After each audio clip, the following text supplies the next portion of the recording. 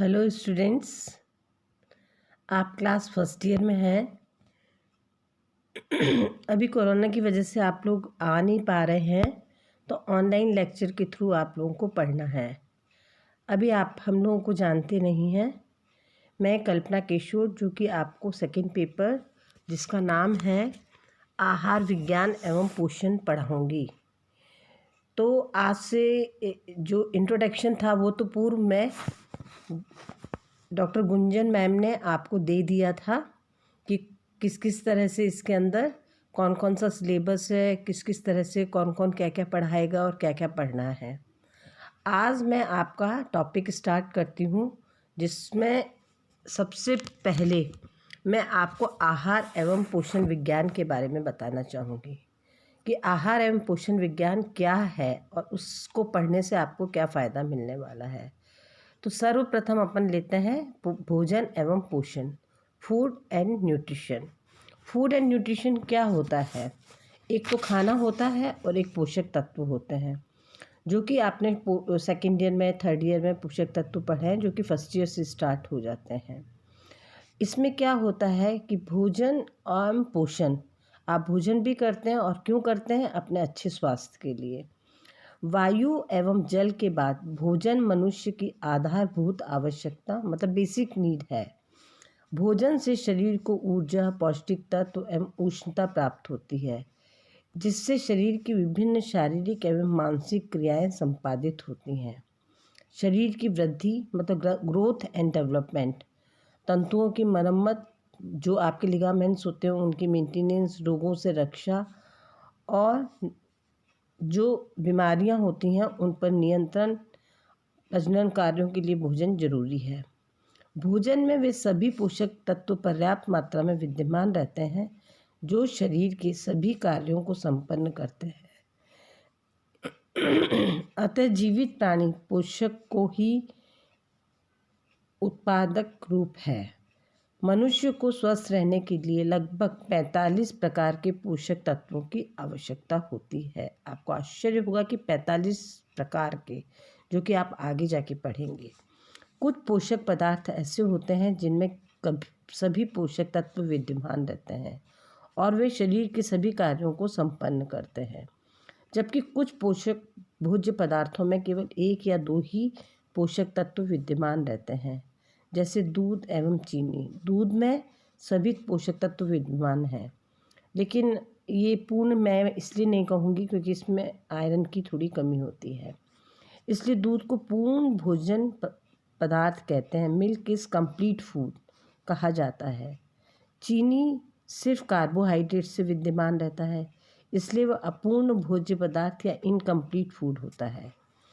यह ऊर्जा उत्पादक का कार्य करता है और शरीर को ऊर्जा प्रदान करता है। तो ये जो आप भोजन के बारे में पढ़ रहे हैं, ये शरीर को स्वस्थ बनाए रखने के लिए भोजन की अत्यंत आवश्यकता है। परंतु अब प्रश्न हमारे मस्तिष्क में बार बार उठता है कि हम क्या खाएं, कितनी मात्रा में खाएं, क्या उनमें वे सभी पोषक तत्व विद्यमान हैं जो हमारे शरीर की आवश्यकताओं की पूर्ति के लिए आवश्यक है। इसलिए हमें आहार और पोषण के मौलिक सिद्धांतों की जानकारी होनी चाहिए। इसीलिए हम इस विषय को पढ़ रहे हैं कि उसकी जो मौलिक जानकारी है, अब हमें पता नहीं कि हमारे शरीर, हमारे वजन, हमारी उम्र, इनके हिसाब से हमें क्या तत्व खाने चाहिए, क्या नहीं खाने चाहिए, या क्या कितनी मात्रा में खाना चाहिए। तो ये ज्ञान प्राप्त करने के लिए ही ये विषय आपको पढ़ाया जाता है। शरीर को स्वस्थ बनाए रखने के लिए भोजन अत्यंत आवश्यक है। अब जो प्रश्न उठता है वो मैंने आपको बताया, क्या उनमें सभी पोषक तत्व विद्यमान हैं जो हमारे शरीर की आवश्यकताओं की पूर्ति के लिए आवश्यक हैं। इसलिए हमें आहार और पोषण, फूड एंड न्यूट्रिशन के मौलिक सिद्धांतों की जानकारी होनी चाहिए, ताकि उसे हम अपने दैनिक आहार में सम्मिलित कर सकें। हमारा उद्देश्य सिर्फ चटपटे और स्वादिष्ट भोजन करने में नहीं, बल्कि हमारा उद्देश्य संतुलित मतलब बैलेंस डाइट हो यह, तथा उसमें सभी पोषक तत्व उपस्थित हों जो हमारे शरीर की आवश्यकताओं के अनुरूप हो। ये करना हमारे लिए ज़्यादा आवश्यकता है और इसीलिए इस विषय को पढ़ना भी अत्यंत आवश्यक है।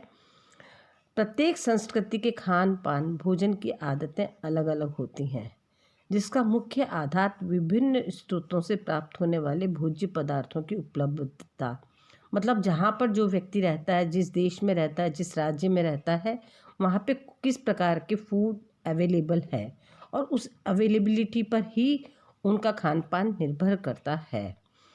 जैसे अनाज, दालें, सब्जी, फल, तिलहन, सूखे मेवे, मांस, मछली, अंडे आदि।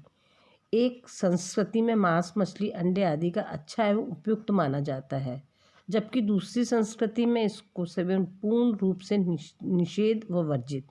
इसी प्रकार एक ही परिवार में रहने वाले व्यक्तियों की आहार की रुचि एवं पसंद भी भिन्न भिन्न होती है।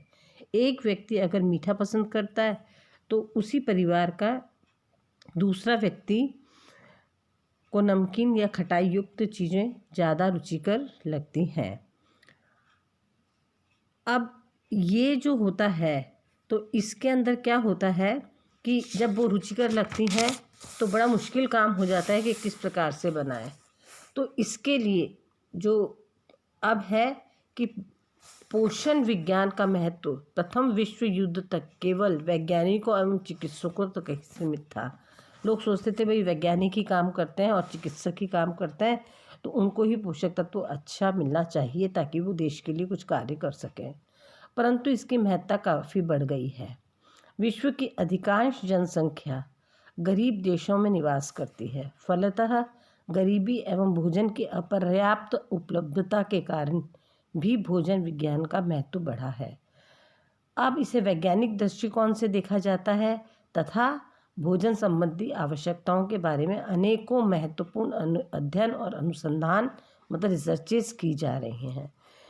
क्योंकि इतनी बीमारियां आने लगी हैं, सुदूर जो ग्रामीण क्षेत्र है वहाँ पर लोगों को जानकारी नहीं है, तो इन पे शोध होने लगे हैं और उन तक उनको शिक्षित करने के लिए कई कार्य सरकार के द्वारा किए जा रहे हैं। अपर्याप्त पोषण के कारण बच्चे, गर्भवती एवं स्तनपान कराने वाली माताएं कुपोषण या माल न्यूट्रिशन का शिकार होती हैं। ये विषय आपके लिए नया है क्योंकि आप अभी फर्स्ट ईयर में हैं। तो ये जो माल न्यूट्रिशन है, ये है इम्यूनिटी है, पोषण क्या होता है, आहार क्या होता है, ये तो अभी अपन भूमिका के रूप में पढ़ रहे हैं। लेकिन इन सब चीज़ों के बारे में जैसे जैसे अपन आगे बढ़ते जाएंगे अलग अलग चैप्टर्स पे, वैसे वैसे आपको उनकी नॉलेज होती जाएगी। और वैसे भी आपने स्कूल्स में भी कुछ कुछ पढ़ा होगा, कभी कभी अखबारों में भी आप पढ़ते होंगे और कोई बुक्स पढ़ते होंगे, तो उन पे भी आपको नॉलेज होगी। तो माल न्यूट्रिशन का शिकार होते हैं उनमें शारीरिक एवं मानसिक कार्यक्षमता कम हो जाती है, शरीर जीर्ण एवं दुर्बल हो जाता है, पाचन संबंधी अनेकों रोग हो जाते हैं, शरीर की रोग प्रतिरोधक शक्ति इम्यूनिटी जो कि रोग से लड़ने की क्षमता शरीर में कि रोग ना आए का नष्ट हो जाता है, जिससे वे शीघ्र ही रोगों के शिकार हो जाते हैं। इसलिए कुपोषण से बचने के लिए भोजन अति आवश्यक है। भोजन में अनेकों जटिल रासायनिक तत्व होते हैं। ये तत्व ही शारीरिक वृद्धि एवं विकास को प्रभावित करते हैं। मतलब ये जो पोषक तत्व होते हैं वही तत्व जो होते हैं वो हमारे शरीर की वृद्धि और विकास, छोटा सा बच्चा जन्म लेता है और धीरे धीरे उसका विकास होता है और वृद्धि होती है। पहले वृद्धि और फिर धीरे धीरे विकास होना शुरू होता है। भोजन में अनाज, दालें, तिलहन, सब्जी, फल आदि होते हैं, परंतु चीज़ें भी हर मौसम में नहीं उगाई जाती हैं। जिस मौसम में ये उगाए जाते हैं उसमें उनकी प्रचुरता रहती है, अतः उस समय में भोजन की प्रचुर उपलब्धता को देखते हुए इनका संरक्षण आवश्यक है, मतलब उनको सुरक्षित रखना आवश्यक है। भोजन संरक्षण के लिए विभिन्न प्रकार की विधियां प्रयोग में लाई जाती हैं। इन संरक्षित भोज्य पदार्थों का उपयोग आवश्यकता पड़ने पर किया जा सकता है, मतलब फ्रोजन करते हैं। आपने देखा होगा कि आलू 12 महीने आते हैं, जबकि उगते कब हैं, सर्दियों में या किसी और देश में, लेकिन हमारे यहाँ पर भी आते हैं क्योंकि वो प्रिजर्व करके आते हैं, संरक्षित होकर आते हैं। अतः वर्तमान समय में जनसंख्या वृद्धि के कारण यह जरूरी है कि उपलब्ध भोज्य सामग्री को अधिक दिनों तक संरक्षित रखकर उसका अधिकतम लाभ उठाया जाए। भोज्य समूह पकाने की विधियाँ, भोजन पकाने का माध्यम, तापक्रम एवं वातावरण से भोजन के स्तर का निर्धारण होता है। ये तो आपका रही कि भोजन का जो था। अब मैं आपको बताती हूँ कि भोजन की परिभाषा क्या होती है, कि इसकी परिभाषा किस प्रकार से हम दे सकते हैं। तो भोजन की जो परिभाषा होती है वो ये है कि ये देखिए आप परिभाषा, ये आप देखिए परिभाषा है। परिभाषा के अंतर्गत ये है कि भोजन की परिभाषा, डेफिनेशन ऑफ फूड्स, सुधा नारायण के अनुसार, जो कि एक बाल विशेषज्ञ थी, अब उनकी मृत्यु हो चुकी है, वो मेरी भी टीचर रही हुई हैं। उन्होंने कहा था कि आहार वह ठोस या तरल पदार्थ होता है जो जीवित रहने, स्वस्थ बनाए रखने, सामाजिक एवं पारिवारिक संबंध की एकता एवं संवेगात्मक तृप्ति के लिए, सुरक्षा व प्रेम की भावना को दृढ़ बनाने के लिए आवश्यक होता है। मनुष्य की शारीरिक, मानसिक, संवेगात्मक एवं सामाजिक क्षमता के संतुलन के लिए आहार अत्यावश्यक पदार्थ है। अब दूसरा जो मैं आपको बताने जा रही हूँ कि दूसरा कौन है, कि दूसरा जो मनोवैज्ञानिक है शुभांगिनी